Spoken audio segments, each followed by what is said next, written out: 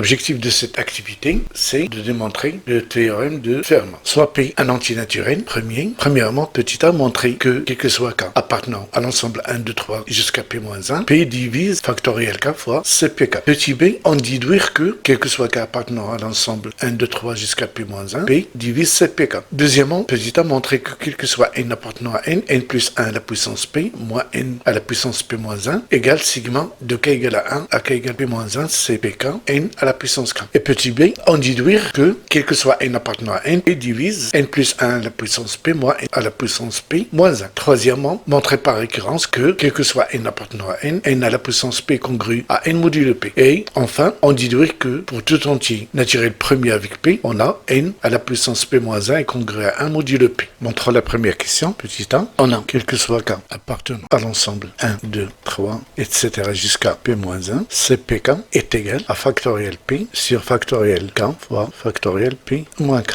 Donc, en multipliant les deux membres par factoriel K, quel que soit K appartenant à l'ensemble 1, 2, 3 jusqu'à P-1, factoriel K fois CPK est égal à factoriel P sur factoriel P moins K, qui est égal P, facteur de P-1, facteur P-2, P-K, facteur P-K moins 1, etc. fois 2 fois 1 sur P-K, facteur de P-K moins 1 fois 2 fois 1. En simplifiant par P-K, P-K moins 1 par 2 par 1, ceci est égal P, facteur de P-1, facteur de P-2 fois jusqu'à P-K plus 1, l'entier qui vient juste avant P-K. Donc, quel que soit K appartenant à l'ensemble 1, 2, 3 jusqu'à P-1, factoriel K fois CPK est égal P, facteur de P-1, facteur de P-K plus 1. En posant grand K égale P-1, facteur de P-2, facteur P-K plus 1, il vient, quel que soit K appartenant à l'ensemble 1, 2, 3 jusqu'à P-1, factoriel K fois CPK est égal à grand K fois P.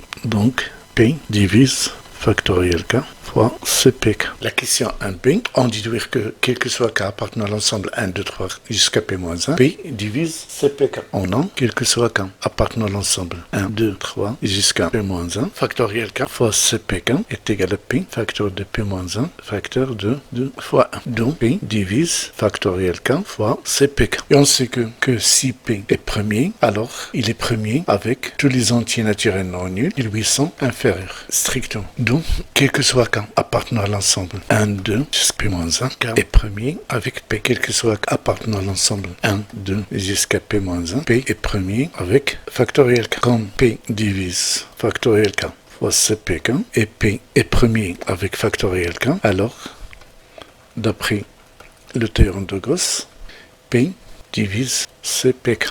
La question 2a, montrer que, quel que soit n appartenant à n, n plus 1 à la puissance p, moins n à la puissance p moins 1, égale sigma, donc 2k égale à 1, à k égale p moins 1, c'est pk, n à la puissance k. Donc d'après la formule du bilan, n plus 1 à la puissance p égale sigma, 2k égale à 0, jusqu'à k égale à p, c'est pk, fois n à la puissance k, fois 1 à la puissance n moins k, c'est égal à 1. Et ceci est égal, en décomposant cette somme, donc pour k égale à 0, c'est P0, n à la puissance 0, plus sigma de k égale à 0 jusqu'à k égale P moins 1, c'est Pk, n à la puissance k, plus le dernier terme qui est Cp, P, n à la puissance p.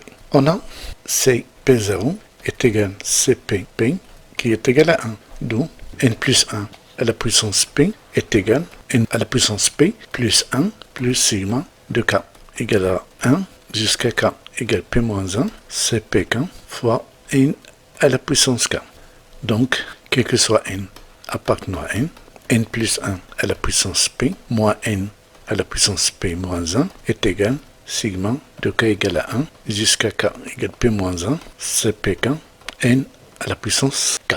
De b, on déduire que, quel que soit n appartenant à n, p divise n plus 1 à la puissance p moins n à la puissance p moins 1. On a, quel que soit k appartenant à l'ensemble 1, 2 jusqu'à p moins 1, p divise cpk. Donc, quel que soit k appartenant à l'ensemble 1, 2 jusqu'à p moins 1, p divise cpk fois n à la puissance k. Et on sait déjà que si un nombre A divise deux nombres b et c, alors ils divisent leur somme. Par suite, p divise sigma de k égale à 1 jusqu'à p moins 1, cpk fois n à la puissance k. Et comme sigma de k égale à 1, à p moins 1, c'est pk n à la puissance k est égal à n plus 1 à la puissance p moins n plus p moins 1, donc p divise n plus 1 à la puissance p moins n à la puissance p moins 1. Ceci pour tout n entier naturel.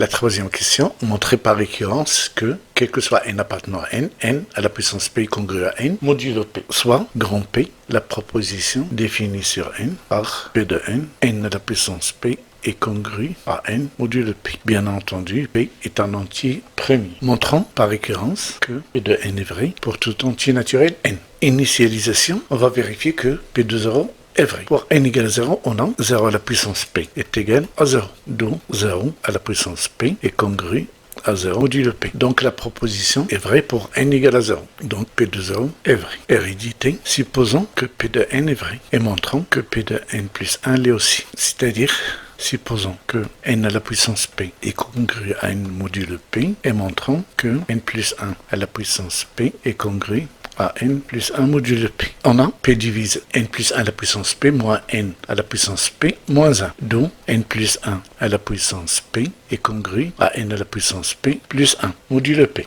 Et comme par hypothèse de récurrence, n à la puissance p est congru à n modulo p. Alors, n plus 1 à la puissance p est congru à n plus 1 modulo p.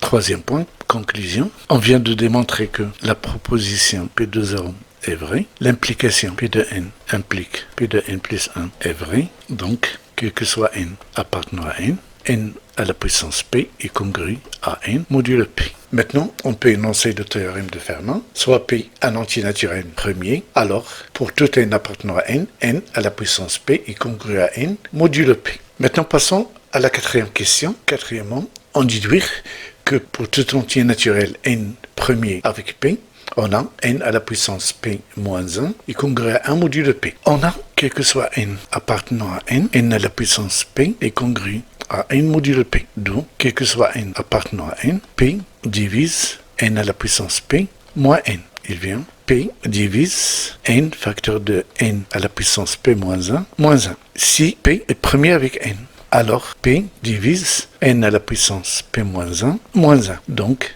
n à la puissance p moins 1 est congru à 1 modulo p. On peut donc énoncer la conséquence suivante, appelée petit théorème de Fermat, soit p un entier naturel premier et soit n un entier naturel non nul. Si n est premier avec p, alors n à la puissance p moins 1 est congru à 1 modulo p. Et maintenant, nous allons voir un exercice d'application du théorème de Fermat.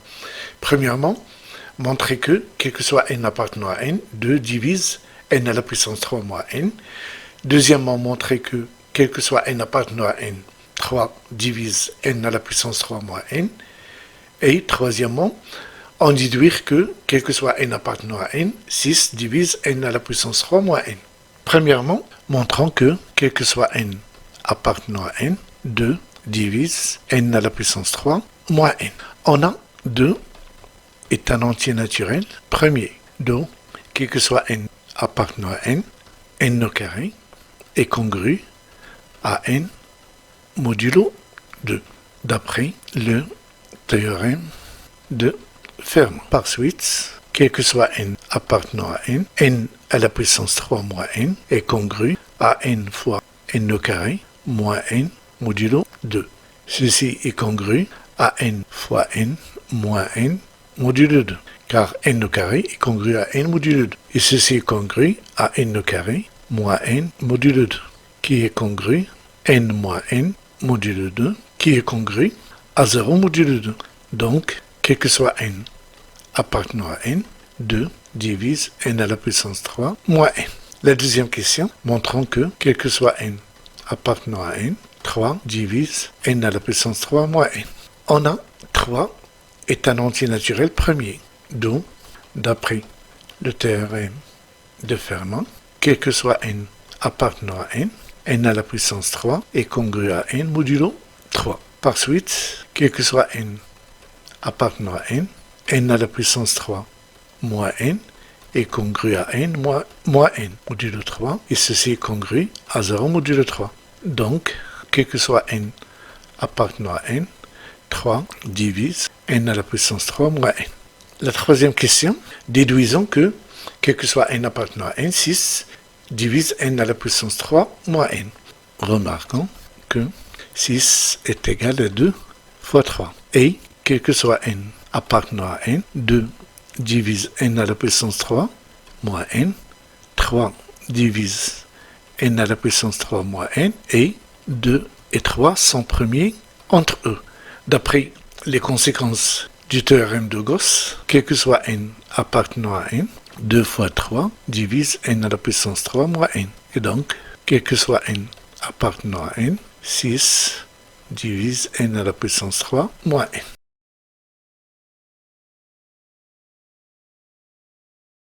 On va montrer à partir de cette activité que P-1 n'est pas en général le plus petit entier tel que a à la puissance k est congru à 1 modulo P. Premièrement, montrons qu'il existe un entier k non nul tel que a à la puissance k congru à 1 modulo P. On a P est premier et A est premier avec P, donc d'après le petit théorème de Fermat, a à la puissance P-1 est congru à 1 modulo P. Posons k est égal à P-1.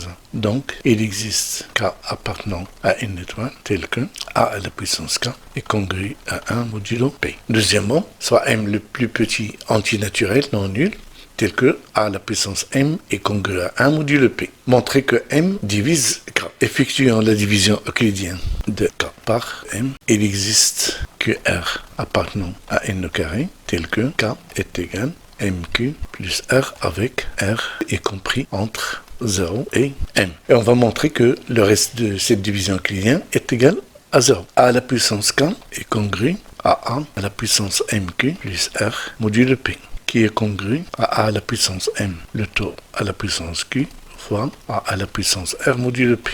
Comme a à la puissance m est congru à 1 modulo p, alors a à la puissance k est congru à 1 à la puissance q fois a à la puissance r modulo p, qui est congru à a à la puissance r modulo p.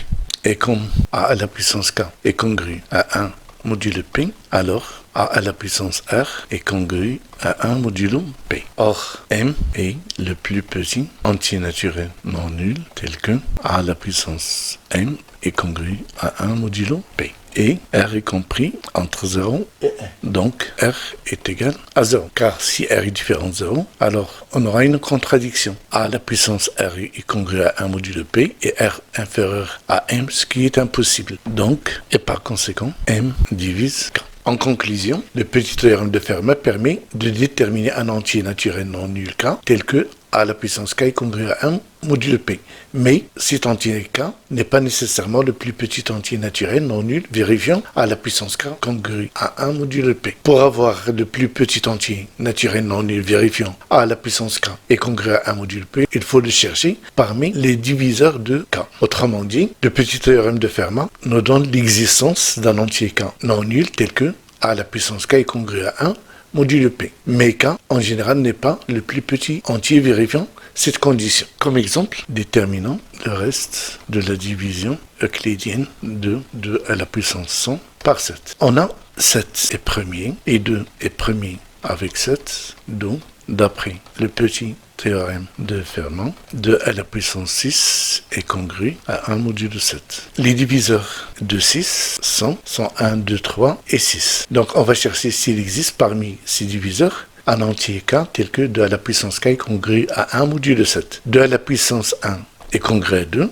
2 à la puissance 2 il est congru à 4, 2 à la puissance 3 c'est 8, et 8 est congru à 1 modulo 7. Et maintenant, nous allons effectuer la division euclidienne de 100 par 3. 100 divisé par 3, ça fait 33, et le reste est égal à 1. Donc, 2 à la puissance 100 est congru à 2 à la puissance 3 fois 33 plus 1, modulo 7. Ceci est congru à 2 à la puissance 3 fois 33 fois 2 à la puissance 1, modulo 7. Comme 2 à la puissance 3 est congru à 1, donc ceci est congru à 1 à la puissance 33 fois ceci est congru à 2, modulo 7. Donc, le reste de la division euclidienne de 2 à la puissance 100 par 7 est 2.